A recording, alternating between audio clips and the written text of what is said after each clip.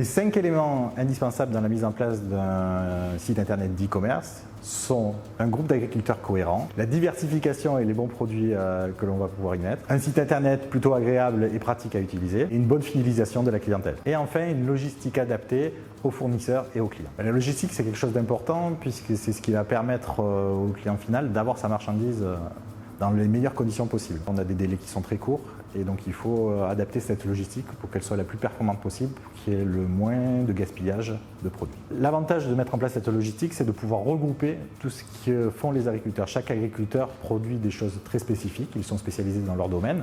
Et l'avantage d'une plateforme, c'est de pouvoir regrouper toutes ces spécialités à une seule et offrir une large gamme de produits au consommateur final. À partir du moment où un client passe sa commande, qu'est-ce qui se passe? Nous recevons la commande informatiquement, on imprime le bon, on informe notre producteur de la commande, celui-ci va récolter son produit, nous l'amène sur la plateforme logistique qui sera retravaillée pour préparer la commande du client et celle-ci sera livrée selon la modalité qu'il a choisie de livraison, soit chez lui, soit dans des distributeurs ou des points relais. Le stockage doit être le plus court possible, surtout sur du produit frais. Donc il a été mis en place sur la plateforme plusieurs espaces avec des températures différentes, des températures à 2 ou 3 degrés, voire 1 degré pour les produits les plus fragiles comme la viande, et des températures plutôt 8-10 degrés pour ce qui est légumes. Et puis après on a une partie à température ambiante pour tous les produits secs comme les jus de fruits, les pâtes à tartiner.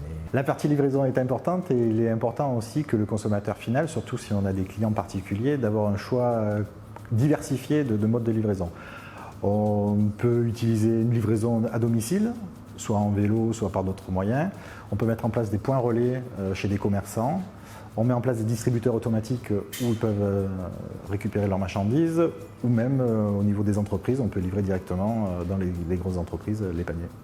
Et puis après, on a tout un service après-vente avec un numéro de téléphone. Et si le client n'est pas satisfait ou s'il y a le moindre souci, il nous téléphone et on remédie au problème. Le dernier kilomètre est ce qui est le plus compliqué à mettre en place parce que c'est ce qui est le plus coûteux. On est en train de travailler sur la mise en place de tournées plus spécifiques et plus longues avec une multitude de points relais afin d'optimiser le coût du transport sur ce dernier kilomètre.